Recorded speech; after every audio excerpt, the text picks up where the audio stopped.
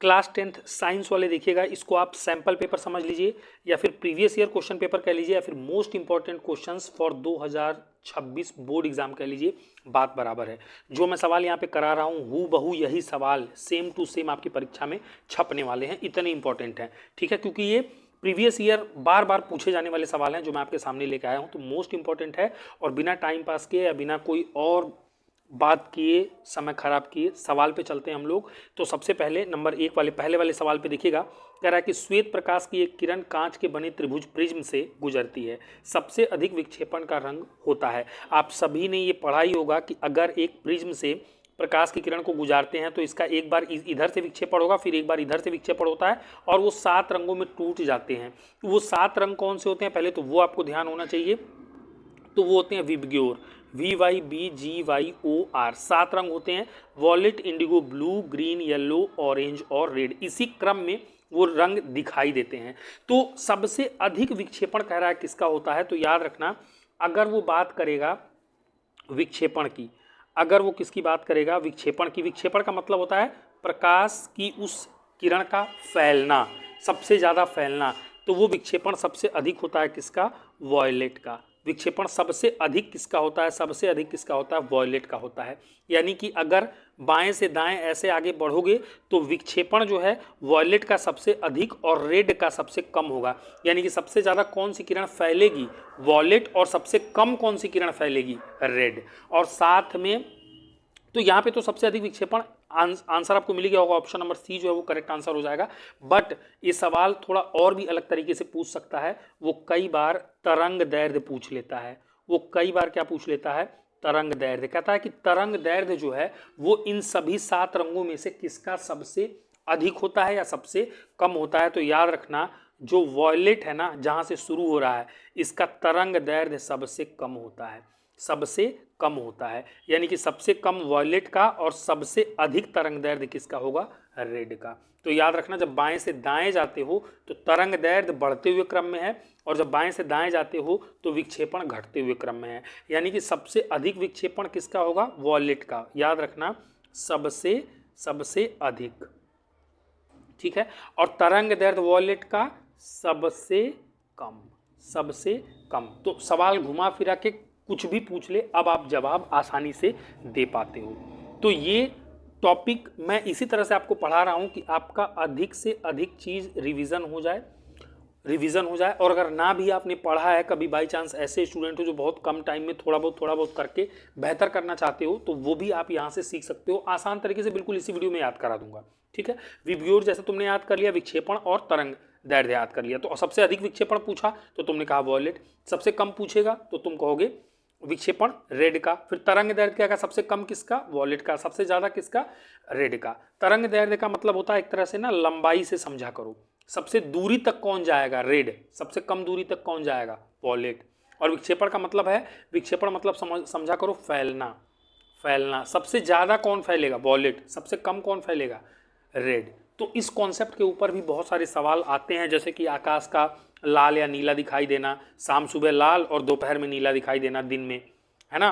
तो ये सारी चीजें इसी से टॉपिक से रिलेटेड है, इसलिए मैंने आपको ये डिटेल में बता दी। चलिए नेक्स्ट क्वेश्चन पे चलते हैं, देखिएगा। चलिए सेम उसी टॉपिक से एक और सवाल आ गया है कि सूर्योदय एवं सूर्यास्त के समय क्षितिज पर आकाश का रंग होता है, यानी कि मॉर्निंग में और इवनिंग में कौन से रंग का आकाश आपको दिखाई देता है। तो ये सभी बच्चों को पता होगा कि लाल यानी कि रेड कलर का आपको दिखाई देता है, जिसको कई बार ऐसे रक्ताभ भी लिखा होता है। रक्ताभ मतलब रक्त के रंग का, लाल रंग का रक्ताभ भी। तो ये इसका सही जवाब आपका ये भी हो जाएगा, ऑप्शन नंबर बी।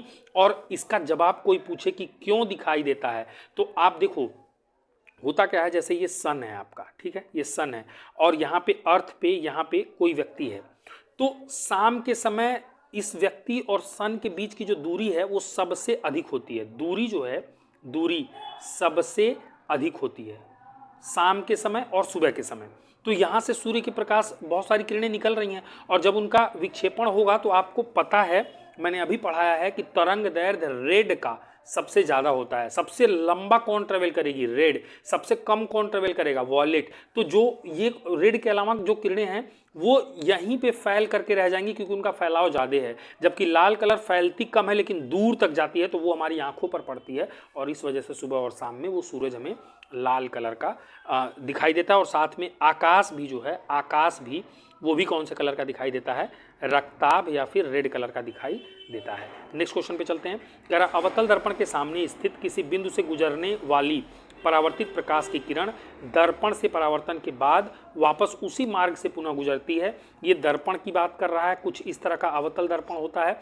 तो कह रहा है कि वो कौन सा इनमें से पॉइंट है कि अगर प्रकाश की किरण वहां से आएगी तो वहीं से वापस हो जाएगी, तो वो होता है दर्पण का वक्रता केंद्र। ऑप्शन नंबर सी जो है वो बिल्कुल सही है। अगर सी से प्रकाश की किरण आती है तो जैसे टकराएगी वो उसी दिशा से सी से ही क्या होगी? वापस हो जाएगी। और इसका रीज़न भी है, इसका रीज़न ये है कि सेंटर ऑफ कर्वेचर से जो प्रकाश की किरण आके गिरती है ना, वो दर्पण पर सीधा 90 अंश बनाती है, यानी कि पूरा सीधा गिरती है और सीधी गिरेगी तो सीधी ही चली जाएगी। उसका कोई भी 90 से आएगी, 90 से चली जाएगी, क्योंकि कोण आई बराबर कोण आर, स्नेल्स लॉ पढ़ा है ना, तो उसके मुताबिक जहां से आएगी वहीं से चली जाएगी, इसका कोई भी विक्षेपण नहीं होगा। तो ऑप्शन नंबर सी जो है वो आपका करेक्ट आंसर हो जाएगा। नेक्स्ट क्वेश्चन पे चलते हैं। कह रहा किसी वस्तु का सीधा, आभासी व वस्तु से छोटा प्रतिबिंब देखने के लिए कौन से लेंस का प्रयोग करना होगा? तो लेंस दो तरह का आपको पढ़ाया गया है, एक तो अवतल लेंस, एक कौन सा? अवतल लेंस, और एक आपको पढ़ाया गया है कौन सा? उत्तल लेंस। उत्तल लेंस, एक अवतल लेंस था और एक उत्तल लेंस था। तो हमें कैसा प्रतिबिंब चाहिए? आभासी, सीधा और छोटा। तो जो अवतल लेंस है, अवतल लेंस है, अवतल लेंस की अगर बात करें तो ये जो है ना, ये जो है ये हमेशा कह सकते हो ऑलवेज, देखो याद करो, हमेशा आभासी प्रतिबिंब बनाता है, आभासी बनाता है, साथ में सीधा बनाता है और वस्तु से छोटा बनाता है, और वस्तु से छोटा बनाता है, हमेशा, ऑलवेज की कंडीशन है, ऑलवेज की कंडीशन है। और अगर उत्तल की बात करें तो उत्तल के पास तो 6 केसेस होते हैं, 1 2 3 4 5 6 केसेस बनते हैं। जैसे एक बार उसको इनफाइनाइट पे रखते हो, फिर इनफाइनाइट और 2f पे रखते हो, 2f2 पे, फिर एक बार 2f2 और f1 के बीच में रखते हो, फिर f1 और f1 पे रखते हो, फिर लास्ट वाला आता है जब f1 और ऑप्टिक ओ के बीच में, ऑप्टिकल सेंटर के बीच में, f1 और o के बीच में रखते हो। 6 केसेस बनते हैं उत्तल लेंस में, अगर आपको ध्यान हो, आपने पढ़ा है। और इन 6 केसेस में अलग अलग तरह के प्रतिबिंब बनते हैं, पर हमारे से मिलता जुलता अगर हमें आभासी चाहिए ना तो वो छठे केस में बनता है। छठे केस में देखो कैसा बनता है, आभासी बनता है और साथ में सीधा भी बनता है, सीधा भी बनता है, लेकिन वस्तु से बड़ा प्रतिबिंब बनाता है। लेकिन हमसे पूछा है कैसा? छोटा। तो इसका सही आंसर अवतल लेंस, ऑप्शन नंबर बी हो जाएगा। कोई भी बच्चा कंफ्यूज ना करे, पढ़ाई आपकी इतनी पक्की होनी चाहिए, इतनी बेहतर तरीके से होनी चाहिए कि आप ये डिफरेंशिएशन जो मैं कर पा रहा हूँ वो एग्जाम में आप कर पाओ और सही जवाब आप दे पाओ। इसलिए मैं कह रहा हूँ ये वीडियो इंपॉर्टेंट है। और अगर आप पढ़ रहे हो, आपको अच्छा लग रहा है, मज़ा आ रहा है, तो एक बार इस वीडियो को लाइक जरूर करना और अपने दोस्तों में शेयर कर दो। और मेरी बातें ध्यान से सुनो, सुनते सुनते में तुम्हें चीज़ें याद हो जाएंगी, ठीक है? सुनते सुनते में याद हो जाएंगी। और मैंने पहले कह दिया कि आपको जो है वो बिल्कुल शेयर कर देना है वीडियो अपने दोस्तों में, ताकि जितने ज़्यादा लोगों के पास ये वीडियो शेयर करोगे तभी ये वीडियो चलेगी, ये बात जान लो, ठीक है? तो मैंने थोड़ा सा पॉज किया था, बीच में डिस्ट्रैक्शन आ गया था, कभी भी लोग डिस्टर्ब करने लग जाते हैं। चलिए कोई बात नहीं, नेक्स्ट क्वेश्चन पे चलते हैं। क्या कह रहा है वो कि एक विद्युत परिपथ में बहने वाली विद्युत धारा की इकाई होती है, विद्युत धारा की इकाई होती है, आप सभी को पता होगा क्या होता है? एम्पियर। विद्युत धारा किस में नापते हैं? एम्पियर। चलो वोल्ट बताओ, वोल्ट किस चीज़ की इकाई है? तो याद रखना, कभी आपसे पूछ दे तो वो है विभवांतर की। विभवांतर किस में नापा जाता है? वोल्ट में। ओम पूछे किस चीज़ की इकाई है तो आप कहोगे प्रतिरोध की। प्रतिरोध किस में नापते हैं? ओम में। वाट पूछे किस चीज़ की इकाई है तो कहोगे शक्ति यानी कि पावर को किस में नापा जाता है? वॉट में। इसमें से कोई भी घुमा फिरा के पूछता ही रहता है। नेक्स्ट क्वेश्चन है, समान प्रतिरोध वाले 3 प्रतिरोधों को श्रेणी क्रम में जोड़ने से, समान प्रतिरोध यानी कि आर आर आर, श्रेणी क्रम में जोड़ने से इक्विवेलेंट कैसे निकलता है? तीनों को डायरेक्टली जोड़ दो, उनका परिणामी प्रतिरोध कितना आ जाएगा? 3R आ जाएगा। कह रहा प्रत्येक प्रतिरोध के प्रतिरोध से कितने गुना होगा? तो पहले R था, अब वो 3R हो गया तो 3 गुना हो गया। तो इसमें से देख लो, ऑप्शन नंबर डी जो है वो आपका करेक्ट आंसर हो जाएगा। नेक्स्ट, एक सीधी धारावाही विद्युत चालक के चारों ओर उत्पन्न चुंबकीय क्षेत्र प्रतिरूप होगा। सीधी एक धारावाही चालक चुंबकीय क्षेत्र, इसके गोल गोल गोल गोल घूमता है वृत्ताकार, तो ऑप्शन नंबर सी जो है वो इसका करेक्ट आंसर हो जाएगा। और करंट की दिशा कैसे निकालेंगे, अगर सीधे धारावाही चालक के चारों ओर उत्पन्न चुंबकीय क्षेत्र की दिशा अगर निकाली हो तो कैसे निकालेंगे, तो आपको याद है दाएं हाथ का नियम, दाएं हाथ का नियम याद रखना। ये भी कई बार पूछ लेता है कि कौन से नियम से निकालते हैं, तो दाएं हाथ का अंगूठे का नियम, थोड़ा सा मिस्टेक हो गया, दाएं हाथ का अंगूठे का नियम, उससे आप वो प्रदर्शित कर सकते हो चुंबकीय क्षेत्र को। ठीक है, तो कभी पूछा तो ये भी आप दिमाग में सेट रखना। नेक्स्ट आपका है सेकेंड पार्ट जो है उपभाग 2, केमिस्ट्री के सवाल आएंगे। पहला कह रहा है कि 8वां सवाल कह रहा है कि खाने के सोडा का रासायनिक सूत्र है, खाने का सोडा, खाने के सोडा का रासायनिक सूत्र है। तो वो क्या होता है, वो होता है NaHCO3।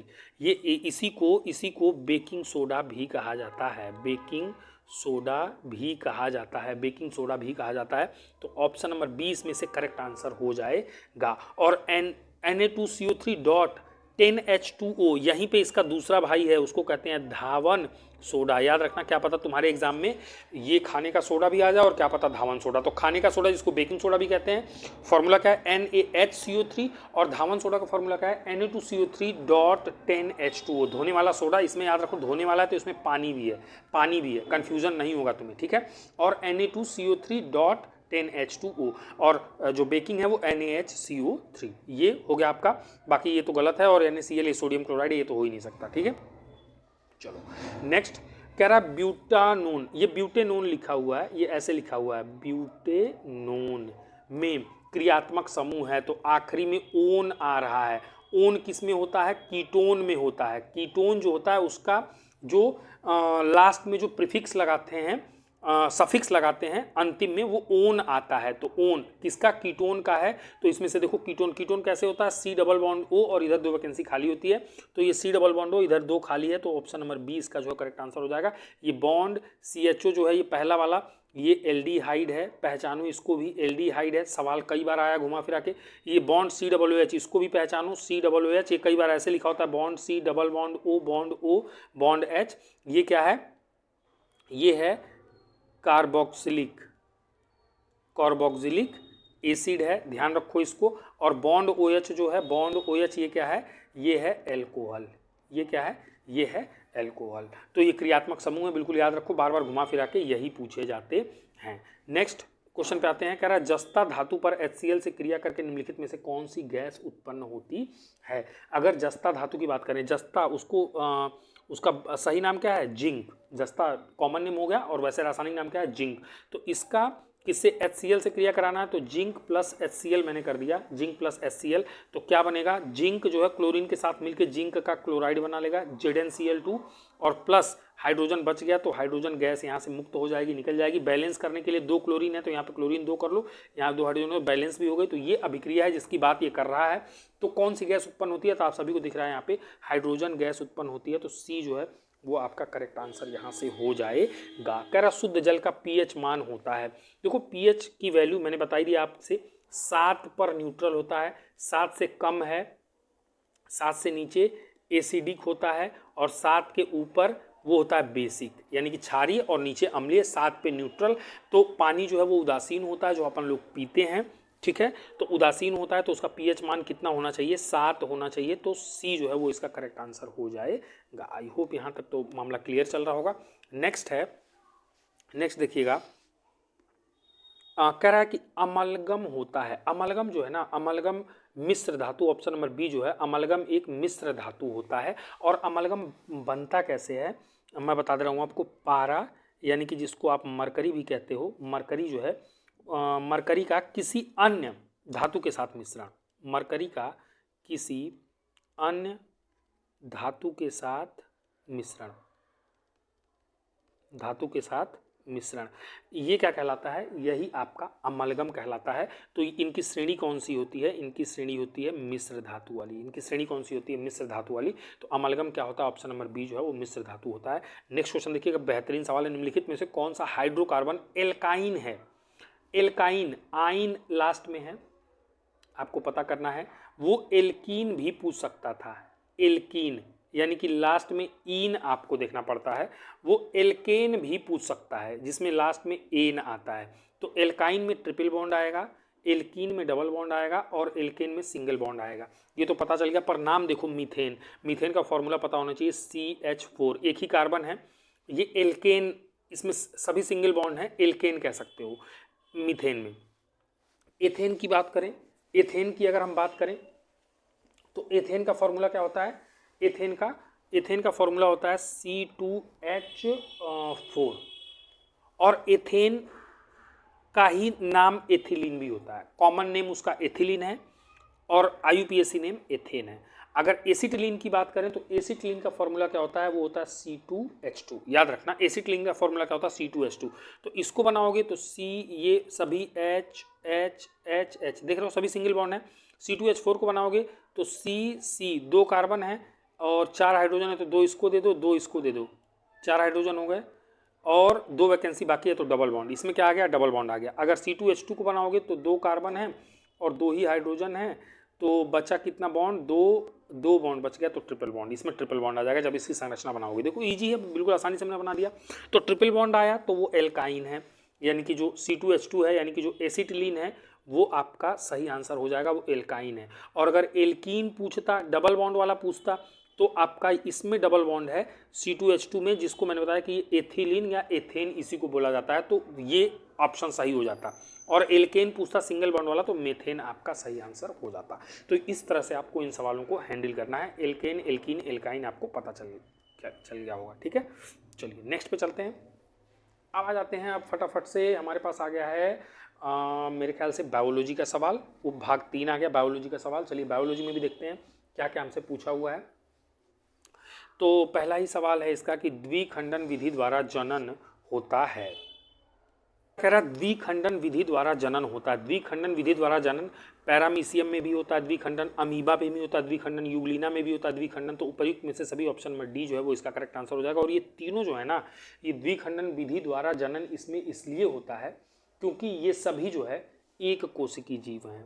आपको ध्यान रखना है कि ये सभी एक कोशिकीय जीव हैं। सभी के सभी एक कोशिकीय जीव हैं, एक कोशिकीय जीव हैं, इसीलिए इसमें जो है द्विखंडन विधि द्वारा जनन होता है। नेक्स्ट क्वेश्चन में टाइपिंग मिस्टेक था, मैंने थोड़ा करेक्ट किया है। अलिंद व निलय किस मानव अंग के भाग होते हैं? याद रखना, ये हृदय, ऑप्शन नंबर ए जो है वो बिल्कुल आपका करेक्ट आंसर हो जाएगा। और अलिंद व निलय ये हृदय के भाग होते हैं, ये तो सही होगा। काम क्या करते हैं? तो आपको याद रखना है, ये रक्त परिसंचरण में मदद करते हैं। रक्त परिसंचरण में ये मदद करते हैं। और अब आपको बिल्कुल करेक्टली याद रखना है कि अलिंद व निलय किस मानव अंग के भाग हैं? तो हृदय के भाग हैं। और ये क्या करते हैं? ये रक्त परिसंचरण में हेल्प करते हैं, ब्लड को लेने और शरीर में फैलाने में यही काम आते हैं। ठीक है, नेक्स्ट पे चलते हैं। कह रहा निम्न में से पादप हार्मोन नहीं है। तो इसमें से मेरे ख्याल से हाँ देखिए, इंसुलिन जो है वो ऑप्शन नंबर सी जो है, ये एक पादप हार्मोन नहीं है। ये मनुष्यों में पाया जाने वाला, ब्लड के अंदर इंसुलिन पाया जाने वाला एक हार्मोन है। जबकि ऑक्सीन, जिबरेलिन और साइटोकाइनिन ये तीनों के तीनों क्या हैं? ये पादप हार्मोन हैं। नेक्स्ट है पुष्प के जनन अंग होते हैं। तो आप सभी के लिए सबसे इससे आसान तो कोई सवाल हो ही नहीं सकता। बताइए इसका आंसर क्या होगा? पुष्प के लिए जनन अंग, तो 2 जनन अंग होते हैं, एक पुंकेसर होता है और दूसरा स्त्री केसर होता है। तो ऑप्शन नंबर जो सी है वो करेक्ट हो जाएगा, जिसमें से पुंकेसर जो है वो पुल्लिंग में आता है और स्त्री केसर जो है वो स्त्रीलिंग में आता है। ठीक है, मेल जो जनन अंग है उनका वो पुंकेसर है और फीमेल जनन अंग जो है वो स्त्री केसर है, फूल के लिए, पुष्प के लिए। तो ऑप्शन नंबर सी जो है वो करेक्ट आंसर हो जाएगा। नेक्स्ट, मेंडल ने गणित एवं विज्ञान का अध्ययन किस विश्वविद्यालय से किया था? मेंडल से संबंधित कुछ न कुछ सवाल तो परीक्षा में आते ही रहते हैं। तो इनमें से जो है ये सवाल अगर आपके में आ जाता ना तो शायद बहुत सारे बच्चों के लिए मुश्किल हो जाता, जल्दी कोई ये चीज़ याद नहीं रखता है। पर लास्ट ईयर 2025 में ये आपके एग्जाम में पूछा गया है, इसलिए मैंने इस सवाल को यहाँ पे डाला हुआ है। बहुत ही इंपॉर्टेंट कह सकते हो क्योंकि सवाल कई बार रिपीट होते हैं। तो याद रखना, वियना विश्वविद्यालय जो कि वियना में है और ये उस समय का टॉप मोस्ट यूनिवर्सिटीज़ में से एक हुआ करता था। तो वहाँ से मेंडल की गणित और विज्ञान की शिक्षा दीक्षा हुई थी। नेक्स्ट है, मेंडल के ऊपर ही सवाल है कि मेंडल के अनुसार निम्न युग में से कौन प्रभावी लक्षण है? तो अगर हम बात करें तो लंबा तना व गोल बीज, लंबा तना व गोल बीज, ऑप्शन नंबर बी जो है वो बिल्कुल मेंडल के हिसाब से यही जो है प्रभावी लक्षण माना जाता है। तो ऑप्शन नंबर बी इसका जो है वो करेक्ट आंसर हो जाएगा। नेक्स्ट सवाल पे चलते हैं और लास्ट सवाल भी होगा आज का कि आहार श्रृंखला में प्रथम पोषी स्तर यानी कि ट्रॉफिक लेवल कहलाते हैं। प्रथम पोषी आहार श्रृंखला शुरुआत ही होती है जो है वो उत्पादक से, जो लोगों को भोजन देते हैं उत्पादक से शुरू होती है, हमेशा उत्पादक से शुरू होती है। तो ये क्या कह रहा है कि प्रथम पोषी स्तर कहलाते हैं, उत्पादक कहलाते हैं। ए बिल्कुल जो है वो आपका करेक्ट आंसर हो जाएगा। प्रथम पोषी स्तर जो है उत्पादक होते हैं और ये उत्पादक जैसे कि पौधे, जैसे कि पौधे ये किसी से हेल्प लेने नहीं जाते हैं, ये प्रकाश संश्लेषण, प्रकाश संश्लेषण की सहायता से खुद भोजन बनाते हैं और ये लोगों को भोजन प्रदान करते हैं। तो प्रथम पोषी स्तर यानी कि ट्रॉफिक लेवल में सबसे पहला जो उसका क्या नाम है, उत्पादक है। तो आई होप ये आपको समझ में आया होगा और आई रिपीट अगेन कि अगर आप यहाँ तक पढ़ते हुए आए हो तो मैं आपसे यही उम्मीद करूँगा कि वीडियो को थोड़ा शेयर करो, शेयर करोगे तो ये वीडियो चल जाएगी तो मुझे भी थोड़ा अच्छा लगेगा, ज़्यादा लोगों तक मैं पहुँच पाऊँगा। तो आपके लिए और भी ऐसे नए और अच्छे कंटेंट मैं लेके आऊँगा। बाकी अगर कोई सवाल है, कोई दिक्कत है, कोई परेशानी है तो कमेंट आप ज़रूर करिएगा, खुला हुआ है, कोई दिक्कत वाली बात नहीं है। ठीक है, आप चाहें तो इंस्टाग्राम पे भी मैं हूँ, वहाँ पे भी मुझे फॉलो कर सकते हैं, डायरेक्ट आप मैसेज करिए, वहाँ से भी मैं आपको आपके जवाब दे दूँगा। तो आज के लिए इतने रखते हैं। Thank you for watching.